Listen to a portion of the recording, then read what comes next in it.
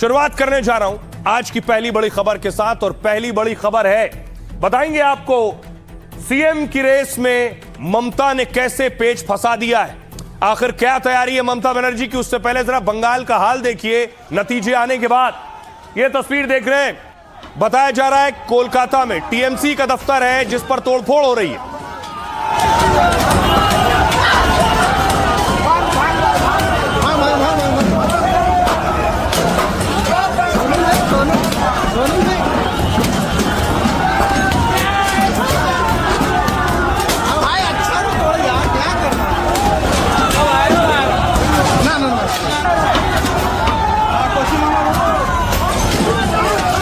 इसी बात का डर था और यही तस्वीर कोई नहीं देखना चाहता था। जो आरोप टीएमसी के कार्यकर्ताओं पर लगते थे वो तस्वीरें आप देख रहे हैं कि बीजेपी के कार्यकर्ता जो टीएमसी दफ्तर में तोड़फोड़ कर रहे हैं।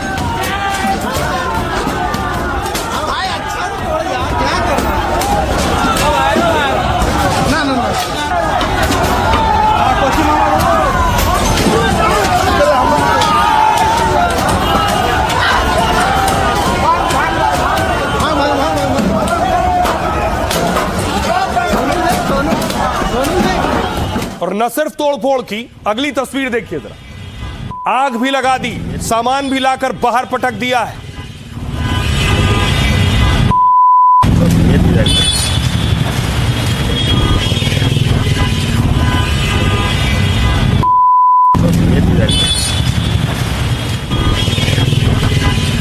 और न सिर्फ इतना बल्कि देखिए टीएमसी ऑफिस के सामने क्या हो रहा है, तस्वीर देखिए। ममता बनर्जी चप्पल पहनती है तो सांकेतिक तौर पर ममता जैसी चप्पल आई और उस चप्पल में आग लगा दी गई।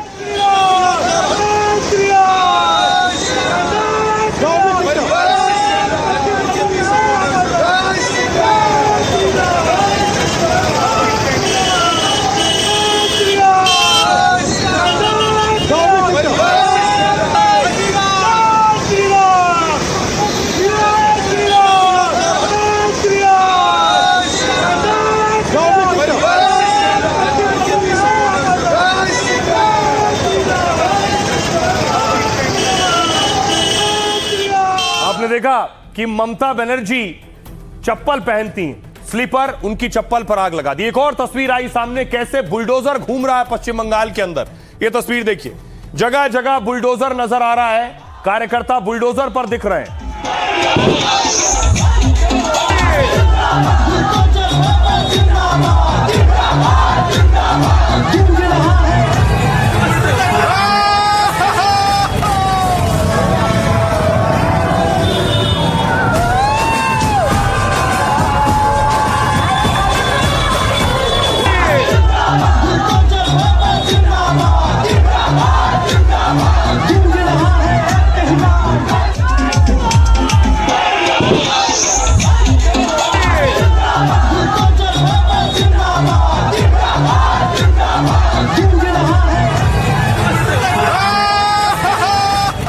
दूसरी तरफ देखिए, एक तरफ बुलडोजर घूम रहा है। एक और तस्वीर मैं आपको दिखा रहा हूं, टीएमसी के ऑफिस में तोड़फोड़ की तस्वीर आप देख रहे हैं, जहां बीजेपी कार्यकर्ताओं ने तोड़फोड़ ही नहीं की बल्कि झंडे भी लगा दिए।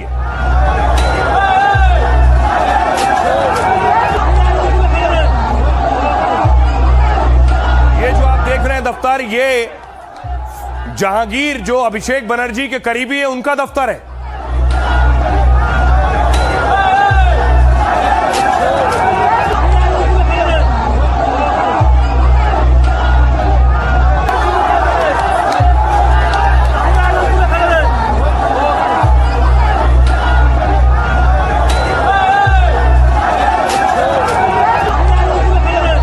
और इतना ही नहीं, इस बीच देखिए एक और तस्वीर सामने आई जब ममता बनर्जी सामने आई। ममता बनर्जी ने कहा मेरे साथ मारपीट की गई है, उन्होंने कहा मुझे लात मारी गई है। धक्का मार के हमको उधर से निकाल दिया, धक्का मार के हमको उधर से निकाल दिया। हमारा इलेक्शन एजेंट को इतना मारा, काउंटिंग एजेंट को, सबको मारा, 5-6 पार्टी को मारा। सो दे आल्सो कंप्लेन, लेकिन कंप्लेन किसको करेंगे? वो तो पूरा परचेज है ना, सेलेबल कमोडिटीज। यही हुआ बंगाल में, इतना फाइट हम लोगों ने किया जिंदगी मौत को सामने रख के। तब भी अगर हमारा फाइट तो बीजेपी का साथ नहीं था, हमारा फाइट था इलेक्शन कमीशन का साथ। धक्का मार के हमको उधर से निकाल दिया।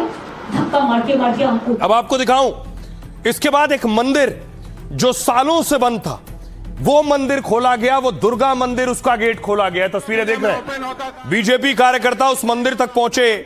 उनका आरोप है कि 1 दशक से ज्यादा वक्त तक ये मंदिर बंद था। दुर्गा मंदिर हम लोग का बंद था 2011 साल से, सिर्फ दुर्गा पूजा में ओपन होता था।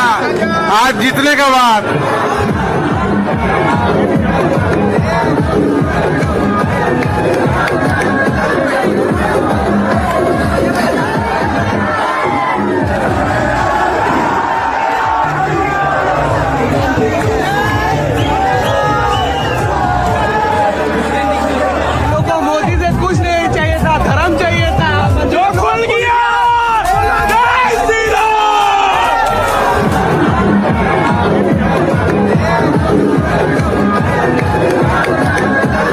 अब देखिए जरा, ये दुर्गा मंदिर जो बंद था उसके कपाट खोले गए आज, और उसके बाद वहां आज पूजा अर्चना हुई।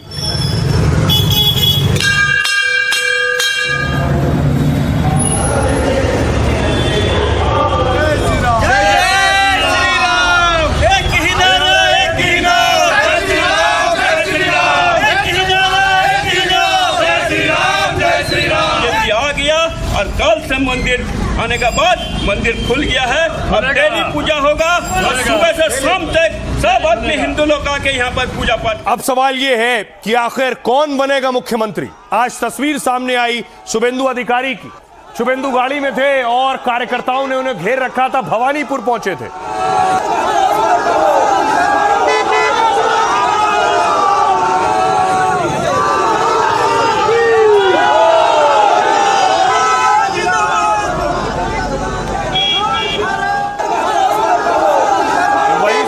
जगह पर शुभेंदु है जहां से ममता बनर्जी को शिकस्त दी है, यानी भवानीपुर से। तो सीएम कौन बनेगा, सवाल ये। एक और तस्वीर आई दिलीप घोष की, बीजेपी के सीनियर लीडर हैं, बुलडोजर पर नजर आए।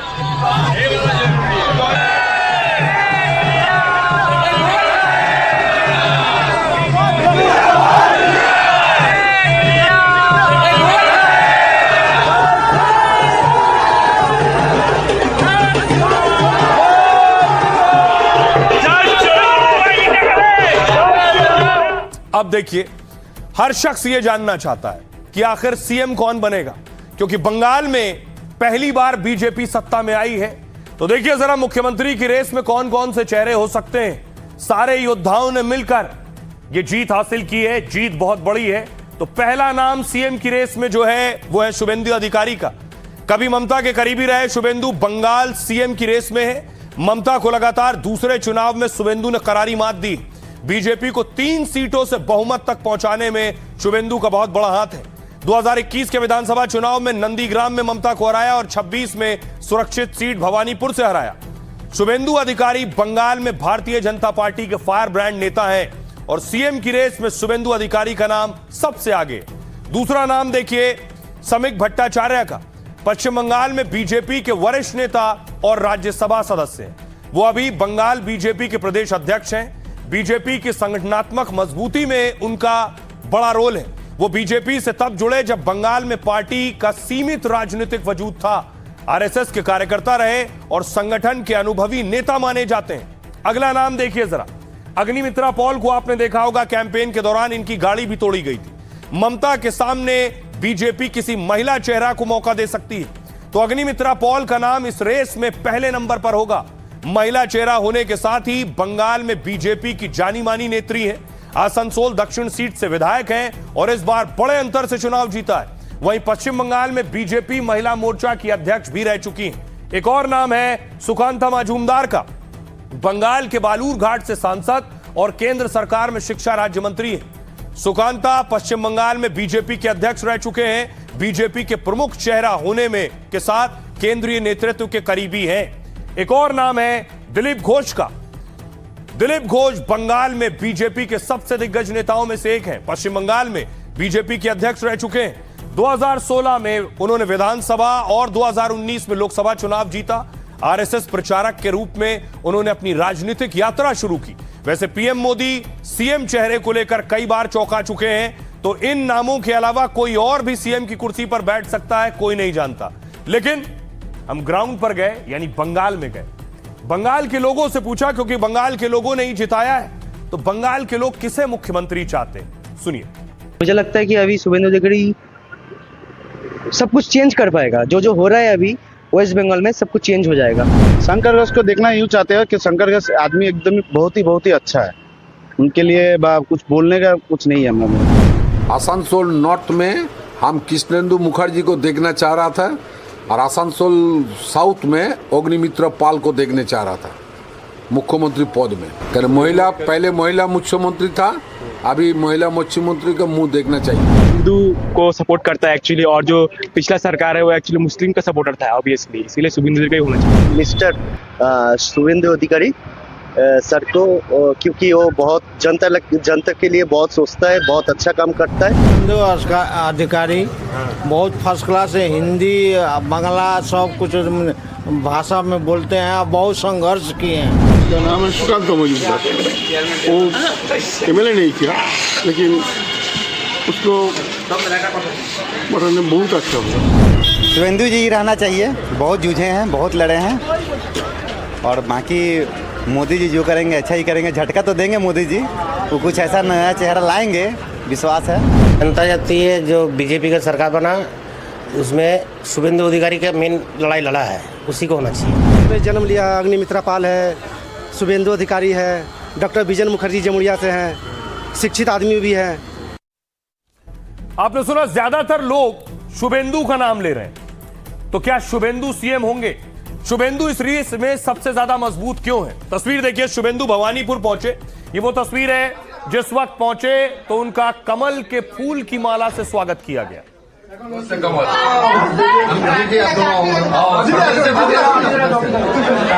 भवानीपुर के लिए माला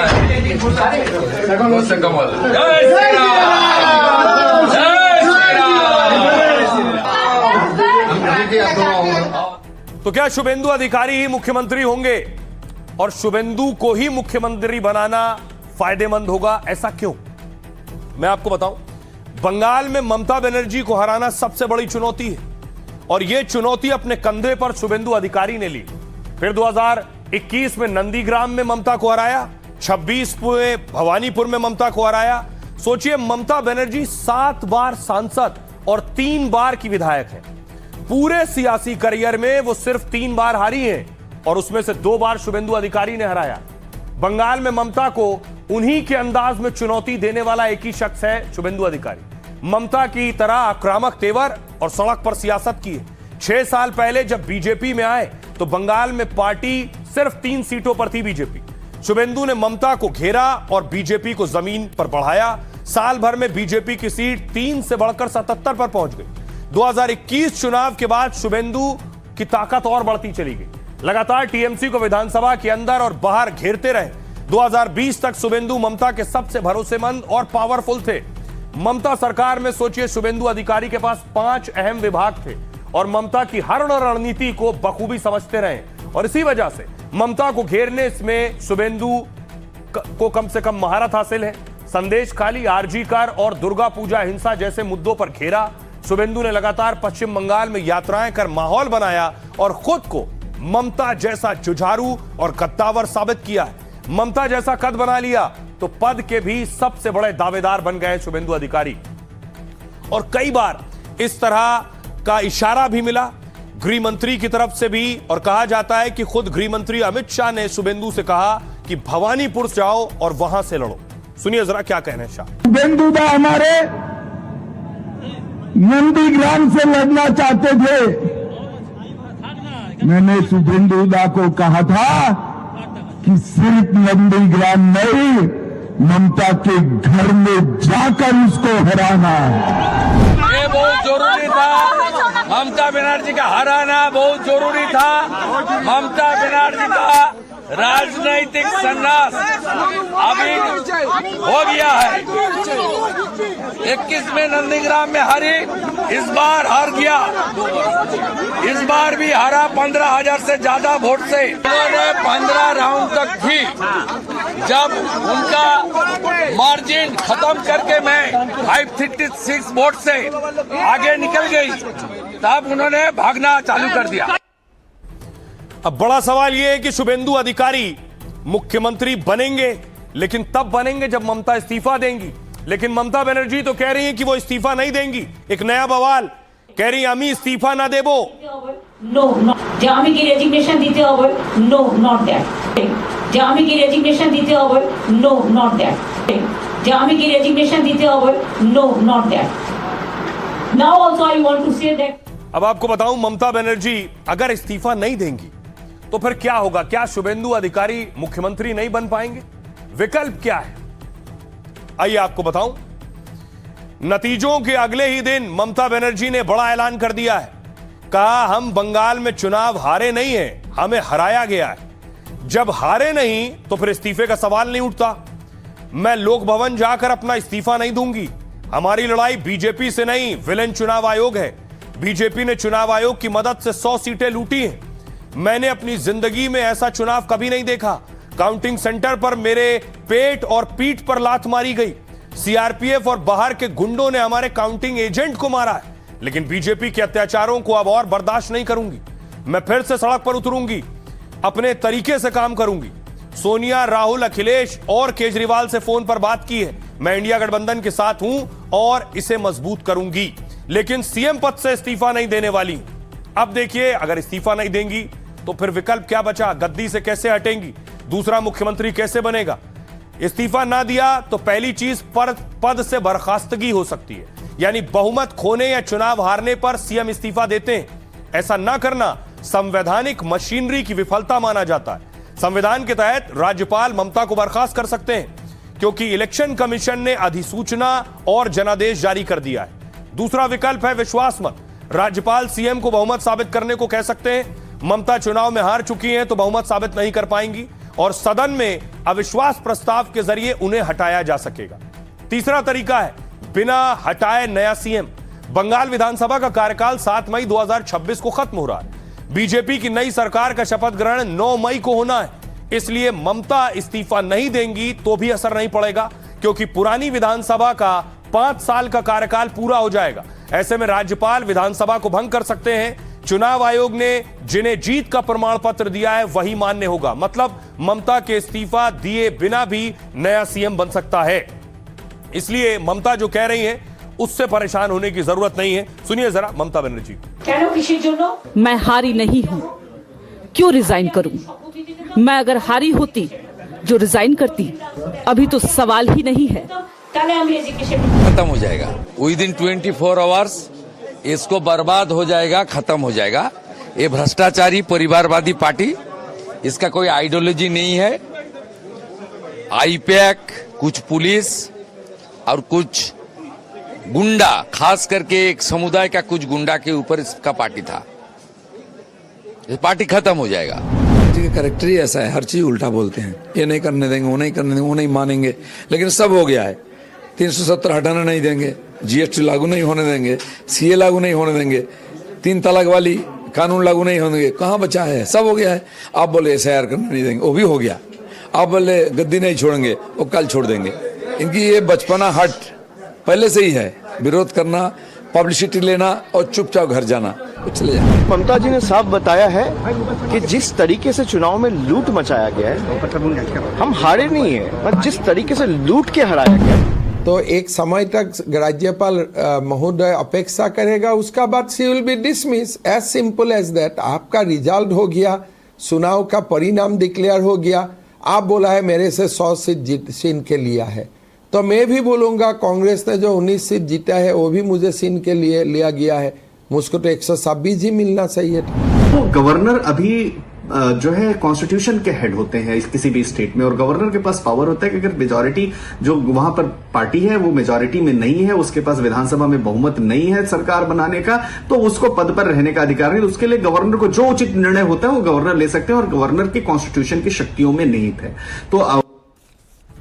तो खैर, मुख्यमंत्री तो बनेगा, ममता इस्तीफा दें या फिर ना दें, लेकिन मुख्यमंत्री के लिए जिस शख्स को चुना गया है वो कौन है? वो है गृह मंत्री अमित शाह। अमित शाह को पर्यवेक्षक बनाकर भेजा जा रहा है। वो अमित शाह जिन्होंने बंगाल में बहुत मेहनत की है, प्रचार में भी, रोड शो में भी पूरी ताकत लगा दी है जीत के लिए।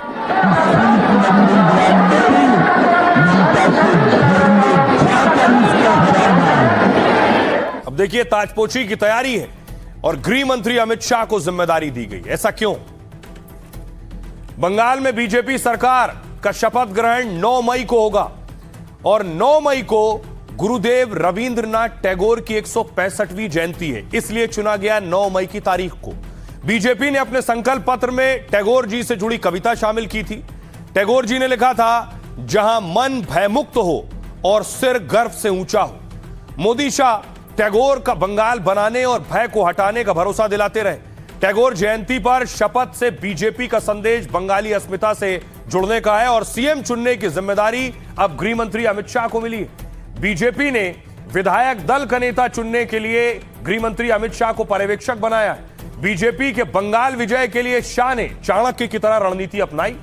बंगाल में सबसे ज्यादा 43 रैलियां, 11 रोड शो, दर्जनों बैठकें की। चुनाव से पहले शाह ने बंगाल में करीब 15 दिन तक डेरा डाल दिया। दिन में वो तूफानी रैली, रोड शो और प्रचार करते, जनता से मिलते थे और देर रात तक संगठन की बैठक में नेताओं कार्यकर्ताओं को मंत्र देते थे। मतलब बंगाल में पार्टी से लेकर जनता तक की नब्ज अमित शाह जानते हैं। पहली बार बंगाल में बीजेपी की सरकार बनी तो सीएम के कई दावेदार हैं। कुछ ऐसे चेहरे भी हैं जो सालों से बीजेपी के साथ हैं, लगातार कड़ी मेहनत की है। ऐसे में सीएम चुनना और पार्टी के बड़े दावेदारों को मनाना बहुत बड़ी चुनौती भी है, लेकिन अपने अनुभव और बंगाल पर पकड़ के चलते वो कड़े फैसले ले सकते हैं। ऊपर से शाह ने एक तरीके से बंगाल में बीजेपी का रणनीतिक नेतृत्व किया है, इसलिए बंगाल पर अमित शाह का फैसला पार्टी में सर्वमान्य भी होगा। आइए अब आपको सुनवाता हूं, सुनिए जरा बंगाल बीजेपी अध्यक्ष समीक भट्टाचार्य क्या कह रहे हैं। शपथ कब तक होने की उम्मीद है? और उम्मीद नहीं तो प्रधानमंत्री जी कल घोषणा कर दिया 25 वैशाख 9 मई रविंद्रनाथ ठाकुर का जन्मदिन, उसी दिन में इस सरकार शपथ ली। अरे बहुत यार, हमारा गृह मंत्री तो हमारा जान है। गृह मंत्री जैसे तो हमारा मतलब सर पे रख के हमारा बंगाल में को स्वाधीनता दिया है। गृह मंत्री हम लोग को फ्रीडम दिया है, उन लोग को तो सैल्यूट करना चाहिए। उसको तो मैंने लंबा करके प्रणाम करके करेंगे, सर आप लोग बचाया, पूरा बंगाली सनातनी समाज को बचा दिया। अब सोचिए जरा बीजेपी की ये जीत कितनी बड़ी है, पूरी दुनिया में इस पर बात हो रही है। पहले देखिए जरा बीजेपी के अध्यक्ष नितिन नवीन, उनके लिए भी बड़ी जीत है, उनका डेब्यू है। बिहार चुनाव के बाद उन्हें अध्यक्ष जब बनाया गया तो पहला चुनाव है, वो भी बंगाल, और अध्यक्ष के तौर पर उनकी मौजूदगी में बंगाल जीत गई बीजेपी।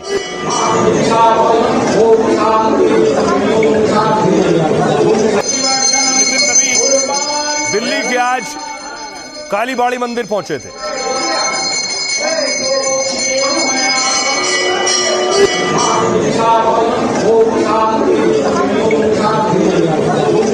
दूसरी तस्वीर मैं आपको दिखाऊं, अब देखिए जरा, इसका जश्न सिर्फ बंगाल में नहीं मन रहा, देश के दूसरे बीजेपी शासित राज्यों में भी वही खुशी है। तस्वीर देखिए जरा, योगी आदित्यनाथ मिठाई खा रहे हैं और मिठाई खिला रहे हैं, देवेंद्र फडणवीस झालमुड़ी खा रहे हैं।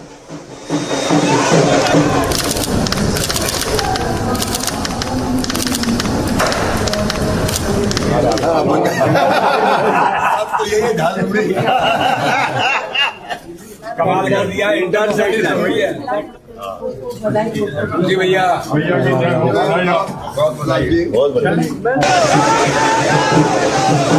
अब देखिए जरा, दुनिया के दूसरे मुल्क में बीजेपी की जीत की बात हो रही है। अमेरिका से लेकर ब्रिटेन तक, पाकिस्तान से लेकर बांग्लादेश तक, देखिए क्या अखबारों में छप रहा है। अमेरिकी अखबार, सबसे पहले मैं आपको दिखाऊं, अमेरिकी अखबार न्यूयॉर्क टाइम्स ने बीजेपी की जीत पर खबर छापी है। उसकी हेडलाइन थी, मोदी ने विपक्ष के गढ़ पर कब्जा कर लिया, मोदी ने बंगाल में चुनाव जीतकर इतिहास रच दिया है, साथ ही ममता के 15 साल के शासन को खत्म कर दिया। ब्रिटेन की एजेंसी रॉयटर्स ने बीजेपी की जीत को अहम बताया है। इस जीत के बाद सीए को गति मिल सकती है। 2029 आम चुनाव से पहले बीजेपी के लिए अच्छी खबर है। अगला है डॉन, पाकिस्तान के अखबार डॉन ने बंगाल के नतीजों पर खबर छापी। मोदी ने विपक्ष के कब्जे वाले पश्चिम बंगाल में रिकॉर्ड जीत हासिल की है। बीबीसी ने बीजेपी की बंगाल जीत की खबर को प्रमुखता से छापा। मोदी की बीजेपी ने कठिन मोर्चे में से एक बंगाल पर विजय हासिल की है और इस हेडलाइन के साथ बीबीसी पर यह खबर छपी। सालों तक बंगाल में बीजेपी सरकार नहीं बना पा रही थी, लेकिन इस जीत से बीजेपी ने उत्तर पूर्व में विस्तार किया है। गल्फ न्यूज, यूएई की गल्फ न्यूज ने बीजेपी की जीत के जश्न की तस्वीर छापी है। बीजेपी को बढ़त, टीएमसी को झटका, हेडलाइन में पूरी खबर दी गई है। बांग्लादेश में ढाका ट्रिब्यून में भी खबर लीड है, हेडलाइन में। पश्चिम बंगाल में बीजेपी ने इतिहास रच दिया, टीएमसी को बड़ी हार मिली है। आजादी के बाद बंगाल में पहली बार बीजेपी की सरकार बनेगी। एसआईआर के बाद पहले चुनाव में टीएमसी को हार का सामना करना पड़ा है। ये सोचिए, अब इससे अहमियत लगाइए कि बंगाल के चुनाव का नतीजा और उसमें बीजेपी की जीत दुनिया के लिए मायने रखती है। सुनिए सियासतदान। बंगाल में सैफ्रॉन लहर जिसको कहते हैं, एक सत्ता विरोधी लहर और उसके साथ साथ जो गरुआ लहर, दोनों की मिलते हुए ये नतीजा ऐसा निकला। लोगों को तो उम्मीद था कि कुछ परिवर्तन होने जा रहे हैं, लेकिन इस तरीके की होगी कि कोई नामो निशान नहीं रहेगा टीएमसी पार्टी के, ये हमारे सोच की बाहर जरूर थी।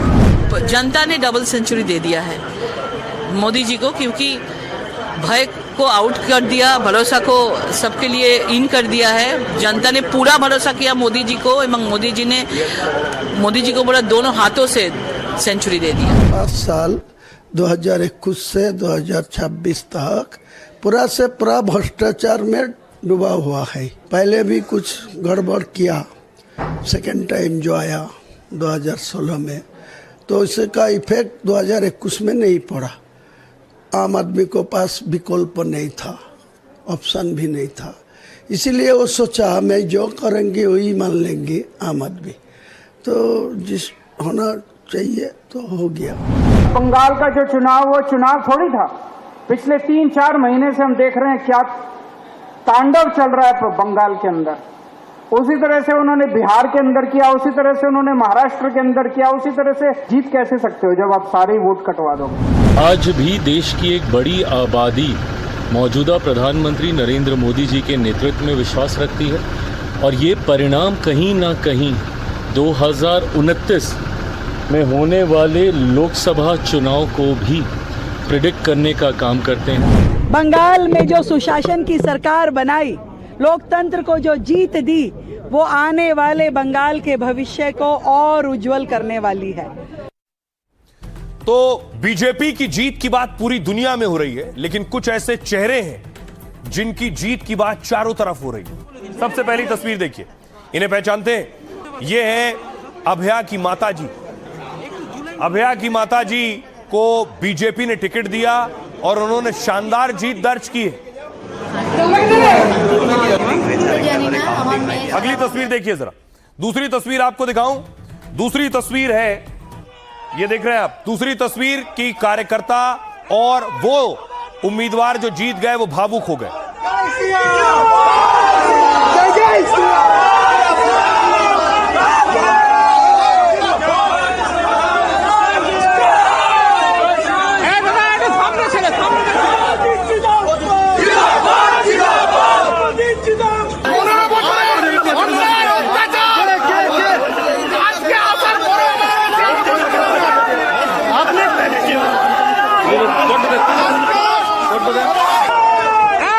अब देखिए जरा, अब आइए आपको बताऊं ऐसे कौन कौन सी जीत है जो चारों तरफ चर्चा का विषय बनी हुई है। सबसे पहले जिन्हें आप देख रहे हैं, बर्तन मांजने वाली विधायक बन गई। बंगाल की औसग्राम सीट की चर्चा हो रही है। बीजेपी की कलिता मांझी पहली बार विधायक बनी। कलिता 4 घरों में बर्तन मांजने का काम करती हैं। हर महीने किसी तरह 2,500-3 हजार रुपए कमाती हैं, लेकिन चुनाव में वो टीएमसी के बड़े नेता पर भारी पड़ी हैं और 12,000 के बड़े अंतर से जीत हासिल की है। अगला नाम देखिए जरा। इनका नाम एसआईआर में कट गया था, कैसे विधायक बन गए? फरक्का से कांग्रेस के मुताब शेख की जीत खास रही। चुनाव से पहले इनका नाम वोटर लिस्ट से कट गया। मुताब शेख ने सुप्रीम कोर्ट का दरवाजा खटखटाया। पासपोर्ट समेत उनके दस्तावेजों की फिर से जांच हुई। वैध मतदाता घोषित हुए। कांग्रेस की टिकट पर चुनाव लड़ा और बीजेपी उम्मीदवार से 8,000 वोटों से जीत गए। बंगाल में कांग्रेस ने 2 सीट जीती हैं, इनमें एक मुताब की है।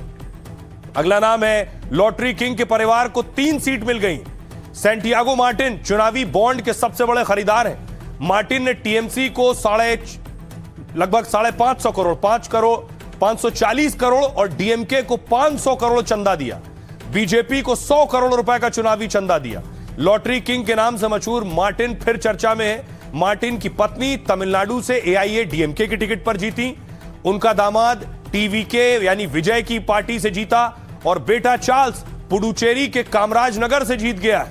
एक और नाम है विजय के ड्राइवर का बेटा, जिनकी तस्वीर मैंने आपको दिखाई। अपने ड्राइवर के बेटे को विजय ने गले लगाकर टिकट दिया था। ड्राइवर का बेटा शबरीनाथ अब तमिलनाडु विधानसभा में दिखेगा।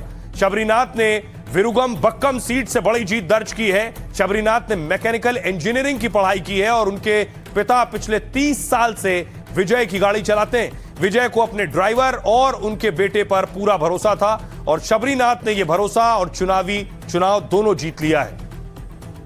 आइए अब आपको सुनवाता हूं ऐसे नेताओं को, सुनिए जिनके बारे में आज सब बात कर रहे हैं। विधायक के रूप में मैं भ्रष्टाचार के खिलाफ लड़ाई लड़ूंगी। स्कूलों, कॉलेजों और अस्पतालों में महिलाओं की सुरक्षा के लिए काम करूंगी। बंगाल में सच में बदलाव आएगा, बंगाल बढ़ेगा और सबके लिए सुरक्षित होगा। ये तो वो थे जो जीत गए, जिनकी सब बात कर रहे हैं। अब वो जो हार गए लेकिन उनकी सब बात कर रहे हैं। एक ये तस्वीर आप देख रहे हैं, टीएमसी नेता जा रहे थे जो हार गए, उसके बाद बीजेपी के कार्यकर्ता थे जो जश्न मना रहे थे तो उनके ऊपर रंग लगा दिया।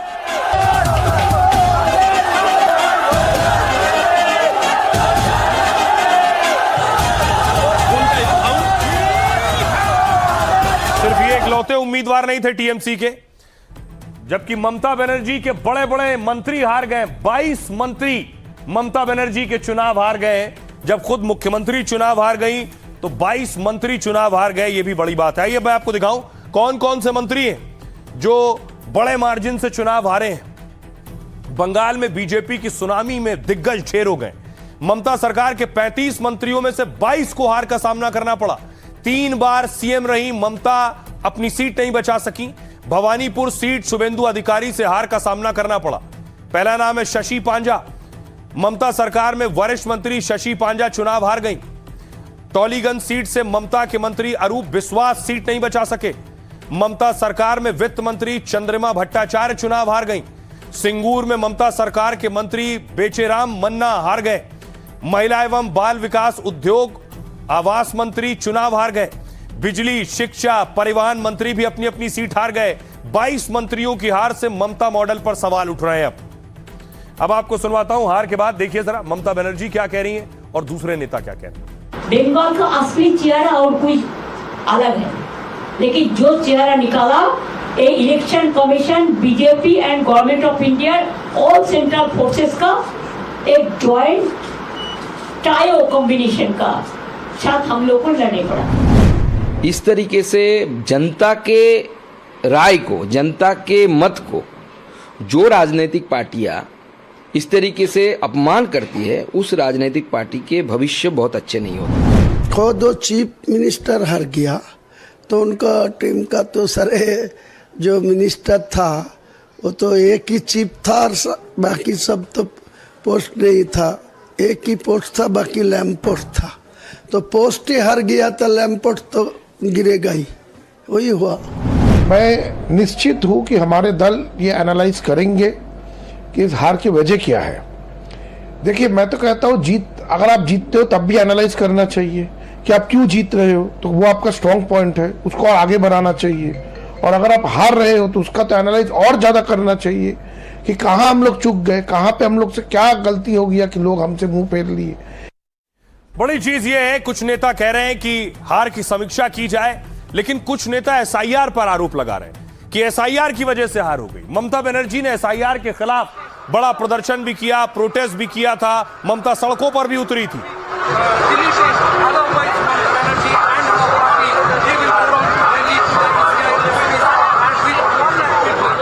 लेकिन आपको जानकर ताज्जुब होगा कि एसआईआर में जिस सीट पर सबसे ज्यादा नाम कटे थे वही सीटें सबसे ज्यादा ममता बनर्जी जीती हैं। यानी एसआईआर में जहां नाम ज्यादा कटे वो सीटें ममता के खाते में आ गई। देखिए कौन कौन सी सीटें। अब यह कहना मुश्किल है कि नाम कटे इसलिए हारे। बंगाल की वो 20 सीट जहां एसआईआर में सबसे अधिक नाम कटे, उनमें 13 सीटों पर ममता की पार्टी के उम्मीदवार चुनाव जीत गए। जैसे सबसे पहले देखिए आपके सामने आ रही पहली सीट शमशेरगंज, 74,775 वोट यहां काटे गए, डिलीट हुए 74,775, लेकिन टीएमसी जीत गई। अगला है लालगोला, लालगोला में लगभग 55,420 नाम काटे गए, टीएमसी जीत गई। भवानीपुर 51,004 नाम काटे गए, ये बीजेपी जीती है। यह है भगवा गोला, यहां 47,493 नाम काटे गए, टीएमसी जीत गई। रघुनाथगंज में 46,000 से ज्यादा नाम काटे गए, लेकिन टीएमसी जीत गई। यह है मिटिया बुरूज, 39,579 नाम कटे, लेकिन टीएमसी जीत गई। फरक्का में 38,222 नाम कटे, लेकिन ममता की पार्टी जीती। सूतू में 37,965 नाम कटे, यह भी टीएमसी जीत गई। और जंगीपुर में 36,581 नाम कटे, यह बीजेपी जीती। रतुआ में 35,573 नाम कटे, यह बीजेपी जीती है। और गोलपोखर में 31,384 नाम कटे, टीएमसी जीत गई। मालतीपुर में 29,489 नाम कटे, यह भी टीएमसी जीत गई। यह आपके सामने लंबी चौड़ी लिस्ट है। अब कोई कह नहीं सकता कि नाम कट गए इसलिए हार गए। सवाल यह है कि नाम कटने वाली जो सीटें हैं वो तो ज्यादा टीएमसी नहीं जीती। सुनिए सियासतदानों।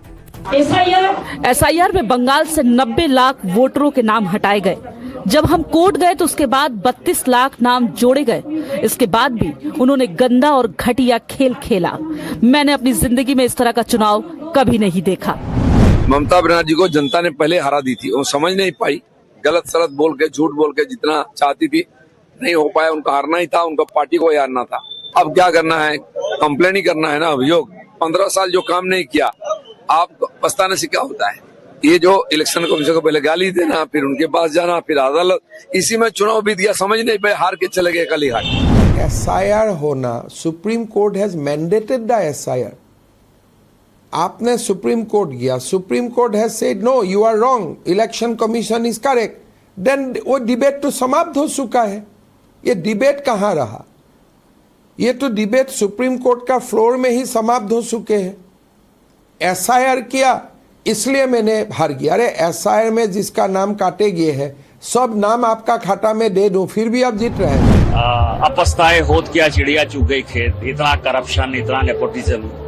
मैं आपको बताऊं कि अभिषेक बनर्जी जब अब दिल्ली जाएंगे तो व्यक्तिगत तौर पर मैं उनका स्वागत करूं।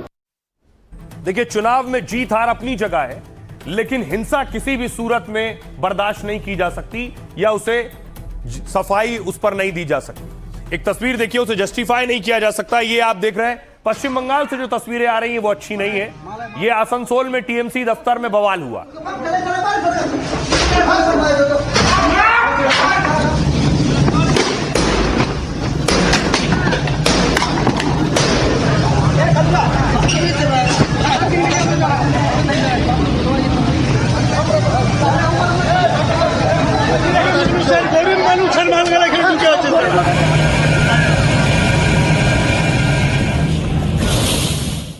रात में भी यहां तोड़फोड़ की गई थी। ये उसी की तस्वीरें आप देख रहे हैं। उसके बाद लोग आए, लोगों ने आग भी लगा दी।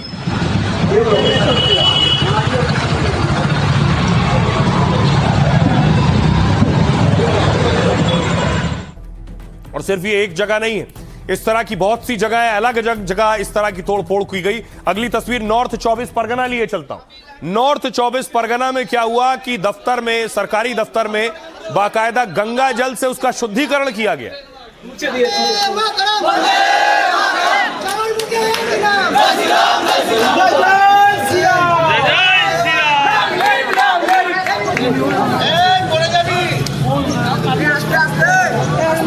हम गंगा जल से पूरा कैंपस साफ कर दिया। जितने खराब जो काम किए हैं ये लोग कैंपस में, वो सब हम लोग ने गंगा जल से धो दिया। पोस्टर ये लोगों ने लगा रखा है, इनको हमने व्हाइट पेंट से पूरा लपेट दिया। इनका कोई नामो निशान इस कैंपस में नहीं होगा, नहीं रहे।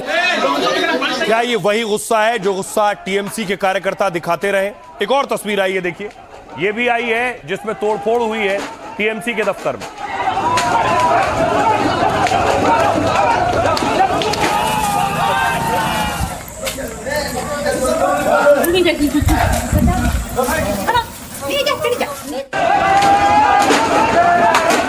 अब देखिए, ऐसा कहा जाता था कि बंगाल में डीजे बजाने पर बैन था। तो जीतने के बाद सबसे पहले देखिए जरा, अभिषेक बनर्जी के दफ्तर के बाहर पहुंचे हैं, डीजे लेकर पहुंचे और डीजे बजाया गया है वहां पहुंचने के बाद।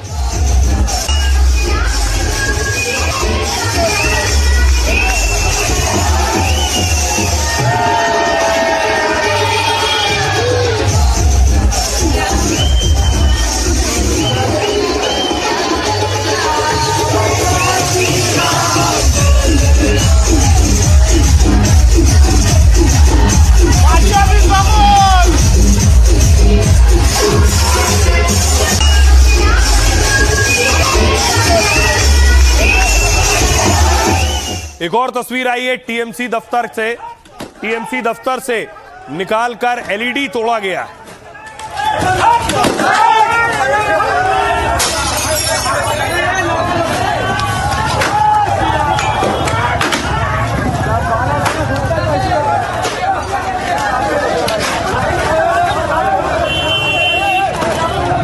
तो आपको बताऊं बंगाल में आखिर कहां-कहां हिंसा हुई है, आज कहां-कहां तोड़फोड़ हुई है।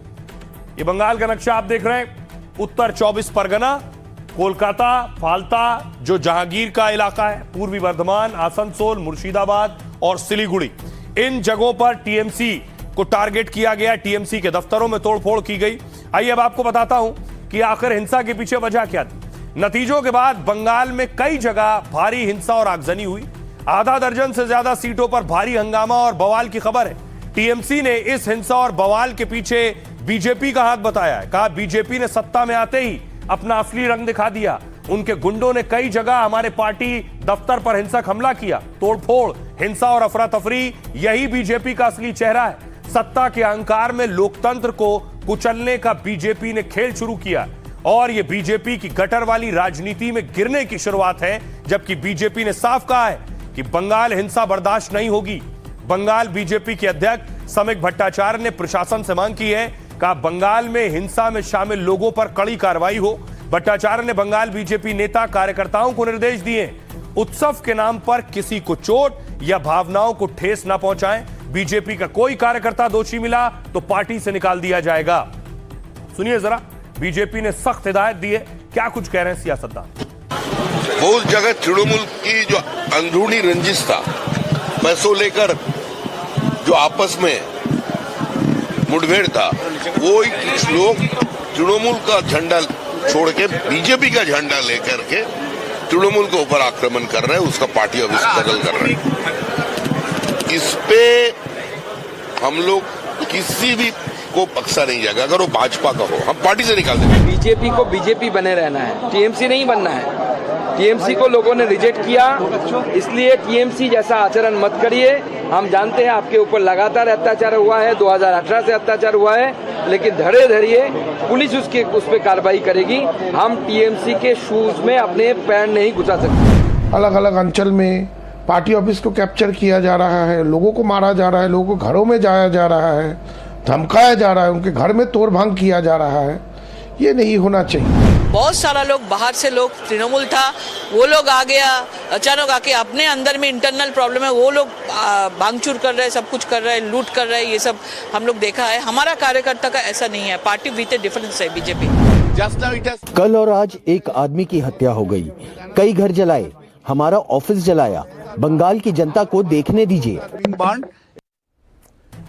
लेकिन एक बड़ी चीज ये, हिंसा पर बीजेपी बहुत सख्त है और साफ तौर पर कह रही है कि कार्यकर्ता अगर इसमें शामिल हुए तो उन्हें पार्टी से निकाल दिया जाएगा। लेकिन बीजेपी के लिए जीत एक मायने में और अहम है।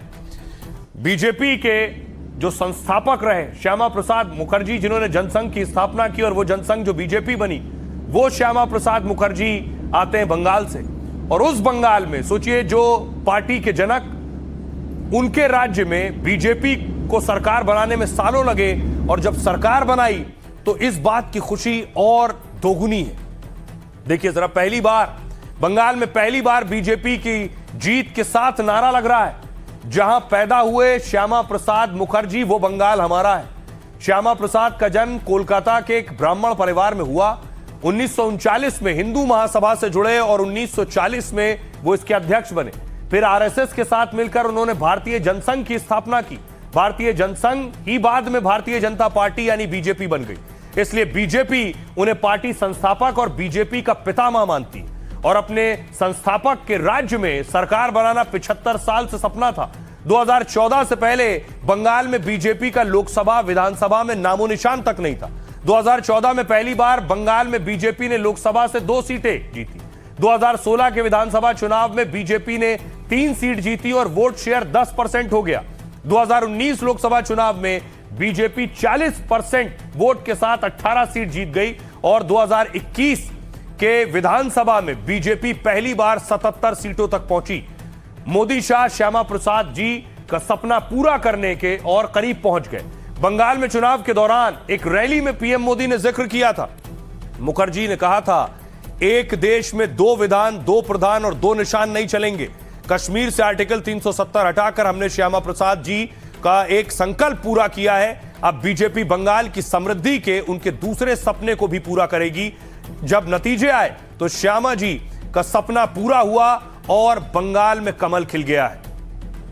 सुनिए जरा प्रधानमंत्री नरेंद्र मोदी ने क्या कहा और दूसरे नेता क्या कह रहे हैं। बंगाल के भविष्य की एक ऐसी यात्रा शुरू हो रही है जहां विकास, अटूट विश्वास और नई उम्मीदें कदम से कदम मिलाकर चलेगी। बंगाल के बेहतर भविष्य के लिए भाजपा दिन रात एक कर देगी। और आइए खबरों में आगे बढ़ते हैं। एक और बड़ी खबर है, एक और नया हीरो, नया स्टार जिसकी बात देश ही नहीं पूरी दुनिया में हो रही।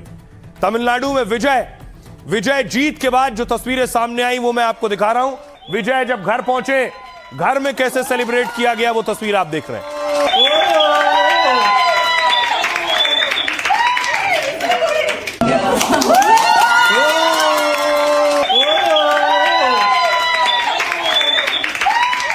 दूसरी तरफ देखिए जरा विजय के फैंस को। फैंस ने टैटू गुदवा रखा है अपनी छाती पर। इस तरह के फैंस है दक्षिण भारत में।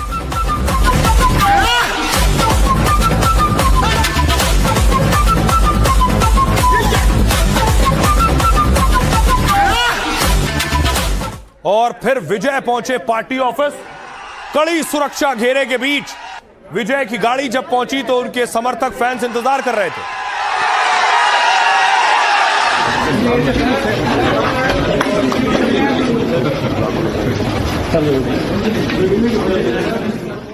अब देखिए विजय पार्टी ऑफिस पहुंचे तो उन्होंने वहां बाकायदा श्रद्धांजलि दी दिग्गजों को। पेरियार साहब, भीमराव अंबेडकर, उन्हें श्रद्धांजलि दी। अब सवाल यह है कि आखिर तमिलनाडु में सरकार कैसे बनेगी, क्योंकि तमिलनाडु में विजय के पास बहुमत से वो कुछ सीटें पीछे हैं। आपके सामने आ गया, कुल सीटें देखिए 234 हैं। सरकार बनाने के लिए चाहिए 118 और विजय के पास है 108 यानी 108 सीट है। 118 चाहिए तो 10 कहां से आएगी। अब सवाल यह है, टीवीके सबसे बड़ी पार्टी बनी लेकिन बहुमत से दूर है। अब मैं आपको बताऊं, देखिए जरा ग्राफिक्स के जरिए कि आखिर कैसे टीवीके सरकार बनाएगी। विकल्प देखिए जरा। नंबर 1 विकल्प, विजय के पास आखिर विकल्प क्या है। कैम 1 मॉनिटर पर ग्राफिक्स काटिए प्लीज।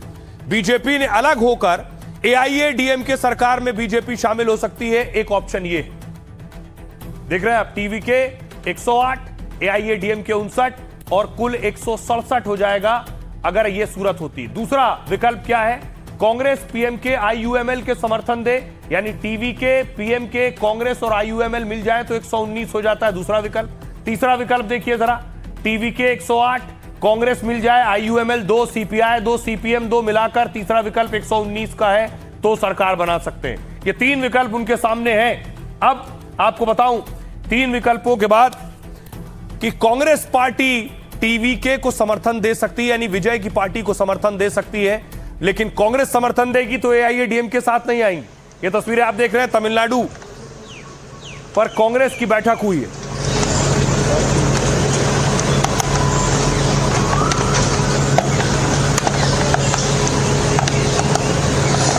टीवीके के अध्यक्ष विजय ने तमिलनाडु में सरकार बनाने के लिए कांग्रेस से समर्थन का अनुरोध किया है।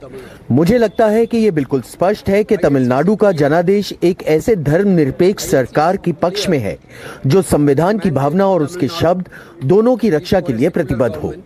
जनता ये सुनिश्चित करने के लिए दृढ़ है कि किसी भी रूप में बीजेपी और उसके सहयोगी तमिलनाडु की सरकार ना चलाएं। इसी के अनुसार कांग्रेस नेतृत्व ने प्रदेश कांग्रेस को अंतिम निर्णय के लिए निर्देश दिया है। ये सारी तमिलनाडु का गरीब लोग को आगे बढ़ाना का जीत चैलेंज जो है हमारा प्रेसिडेंट जो है पार्टी के लीडर विजय सर उसके लिए डिसीजन करेंगे, वो कुछ चैलेंज होएगा। अब देखिए सवाल ये है कि विजय ने बड़ी जीत हासिल की है। उसकी एक तस्वीर यह है कि डीएमके के नेता और मुख्यमंत्री स्टालिन हारे चुनाव, अपनी सीट भी हार गए स्टालिन, और उसके बाद जब स्टालिन बाहर निकल रहे थे वो तस्वीर आप देख रहे हैं।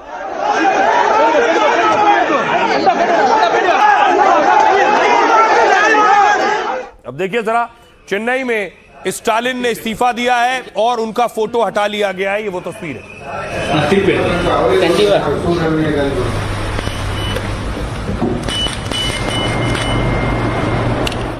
और उसके बाद अगली तस्वीर मैं आपको दिखाऊं, देखिए जरा, विजय जब जीते हैं और सर्टिफिकेट जीत का हासिल किया है उन्होंने।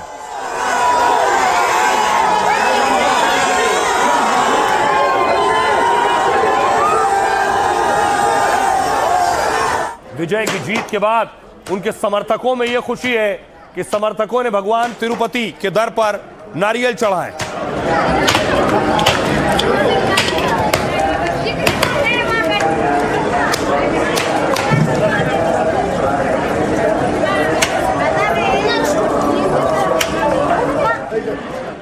अब बताऊं आपको, बड़ी चीज यह है कि विजय आखिर उन्होंने इतनी बड़ी जीत कैसे हासिल की। सबसे पहली चीज स्टारडम। विजय को पता था कि लोगों में उनके प्रति दीवानगी है, यह सही साबित हुआ। लोगों ने विजय के नाम पर वोट किया। लोग उनकी पार्टी के किसी दूसरे नेता को नहीं पहचानते। उनके स्टारडम के आगे विचारधारा, वादे सब पीछे रह गए। दूसरी बड़ी वजह उनका फैन क्लब। विजय के फैन क्लब टीवीएमआई ने बड़ी भूमिका निभाई है। शुरू में यह फैन क्लब था, बाद में कल्याणकारी संस्था बन गया। उसके बाद यह किसी पार्टी की तरह ही काम करता रहा। तमिलनाडु के हर गांव और गली में इसकी मौजूदगी है। इसमें जिला, तालुका और बूथ लेवल तक पदाधिकारी हैं। Blood donation camp, medical camp लगा करता था। हर इलाके में गरीबों को खाना, कपड़े देकर दिए जाते थे और इससे लोगों का विजय पर भरोसा बढ़ता गया। 2021 निकाय चुनाव में टीवीएमआई के सदस्य निर्दलीय चुनाव लड़े और कमल हासन की पार्टी से ज्यादा 115 सीटों पर जीत दर्ज की। पार्टी 2024 में बनी, लेकिन नींव 20 साल पहले तैयार हुई। फैन क्लब के रूप में संगठन पहले से ही काम कर रहा था। लोग पहले से ही मौजूद थे, उन्हें बाहर से नहीं बुलाना पड़ा। बूथ लेवल तक उनके मजबूत कार्यकर्ता मौजूद थे और युवाओं, महिलाओं पर फोकस। विजय की पार्टी युवाओं और महिलाओं के साथ सीधे जुड़ी रही। नीट का विरोध युवाओं को उनके करीब लेकर आया। शराब के खिलाफ सख्त रुख महिलाओं को भाया और युवा और महिला आबादी करीब 2 करोड़ है। करीब 20 से 25% वोटों पर विजय का सीधा असर है। महिलाओं की एक पीढ़ी उनकी फिल्में देखकर बड़ी हुई है। साथ ही युवाओं में विजय के लिए जबरदस्त दीवानगी भी है। फर्स्ट टाइम वोटरों ने पूरी तरह विजय का साथ दिया है। डीएमके का वोट शिफ्ट हुआ। चुनावी मंच से कहा, मेरा नाम जोसेफ विजय है, और मतलब उन्होंने साफ किया था कि वो ईसाई हैं। तमिलनाडु के 12% वोटर मुस्लिम और ईसाई हैं। पारंपरिक रूप से ये वोट बैंक डीएमके का था। ये दोनों अब टीवीके की ओर शिफ्ट हो गए हैं। सुनिए जरा सियासतदानों को क्या कहना है। मुझे लगता है कि ये एक लहर है और जो मेरे विचार से अप्रत्याशित है। मेरा मानना है कि जेनजी का उभार सबके सामने साफ दिखाई दे रहा है और उन्होंने अगली पीढ़ी को प्रभावित करने में सफलता पाई है। व्यक्तिगत रूप से मुझे लगता है कि ये तमिलनाडु की राजनीति के लिए एक अच्छा बदलाव है और मुझे पूरा विश्वास है कि एक चीज जरूर खत्म होगी, तमिलनाडु में वोट के बदले पैसे देने की प्रथा। विजय के बारे में वो बात जो नहीं जानते आप। विजय का फिल्मी करियर, ये जो देख रहे हैं, ये विजय का घर है पीछे। 18 साल की उम्र में पहली फिल्म की विजय ने। फिल्मों की वजह से पढ़ाई बीच में छोड़ दी। आज तक 69 फिल्मों में काम कर चुके हैं। फिल्म रसीगंज से उन्हें थलापति का टाइटल मिला था। पिता फिल्म डायरेक्टर रहे, मां प्लेबैक सिंगर है अब देखिए घर चेन्नई में नीलंकरई इलाके में समुद्र के किनारे ये आलीशान बंगला बना हुआ है उनका। आधुनिक सुविधाओं से लैस है। इस बंगले की कीमत करीब 80 करोड़ रुपए और इस घर के भीतर एक निजी जिम, एक भव्य स्विमिंग पूल भी है। ईसाई होते हुए भी उन्होंने अपनी माता जी के लिए एक मंदिर बनवाया है और साईं बाबा का ये मंदिर चेन्नई के कुरत्तूर में स्थित है। दरअसल उनके पिता कैथोलिक ईसाई और माता जी हिंदू हैं। संपत्ति विजय देश के सबसे महंगे एक्टर पॉलिटिशियन में शामिल हैं। उन्होंने 2024-25 में करीब 185 करोड़ की कमाई की। विजय के पास कुल 603 करोड़ 20 लाख की संपत्ति है और जिसमें 404 करोड़ की चल संपत्ति, 198 करोड़ की अचल संपत्ति है। उनके बैंक खाते में 213 करोड़ रुपए से ज्यादा जमा है। पत्नी संगीता के पास भी करीब 16 करोड़ रुपए की संपत्ति है। निवेश विजय ने कई जगह प्रॉपर्टीज में निवेश कर रखा है। चेन्नई में उनके पास कमर्शियल प्लॉट है, साथ ही चेन्नई में ही रेजिडेंशियल प्रॉपर्टीज भी है और इसके अलावा कोडाई कनाल में उनके पास खेती की जमीन है। प्रॉपर्टी से उन्हें हर महीने करोड़ों रुपए किराया आता है। गाड़ियों के भी बहुत शौकीन है। रोल्स रॉयस घोस्ट, इसकी कीमत करीब 6 से 8 करोड़ रुपए के बीच बताई जाती है। BMW i7 इलेक्ट्रिक, ये इलेक्ट्रिक सेडान है जिसकी कीमत 2.5 करोड़ रुपए है। लेक्सस LM 350H कीमत 2 करोड़ 20 लाख रुपए है। टोयोटा वेलफेयर जिसकी कीमत लगभग 1 करोड़ 25 लाख रुपए है। आइए अब आपको सुनवाता हूं, सुनिए जरा उनके पिता क्या कह रहे हैं। एक पिता के रूप में मैं बहुत गर्व और खुशी महसूस कर रहा हूं। मेरे बेटे को मेरी शुभकामनाएं। पिछले 2 सालों में उनका आत्मविश्वास शानदार रहा है और उसे ये विश्वास है कि वह तमिलनाडु का मुख्यमंत्री बनेगा। मैं इस सोच की सराहना करता हूं। एक नेता के तौर पर उसकी हिम्मत है कि वह बिना किसी गठबंधन के अपने दम पर खड़ा रहेगा। मुझे लगता है कि यह विजय के लिए ऐतिहासिक सफलता और ऐतिहासिक जीत है। तो विजय ने जो जीत हासिल की है उसने बता दिया है कि कहीं भी कभी भी कुछ भी हो सकता है। बहरहाल आप अपना और अपनों का बहुत बहुत ख्याल रखिए। रुक रहे एक छोटे से ब्रेक के लिए, लौट रहे हैं कुछ ही पल।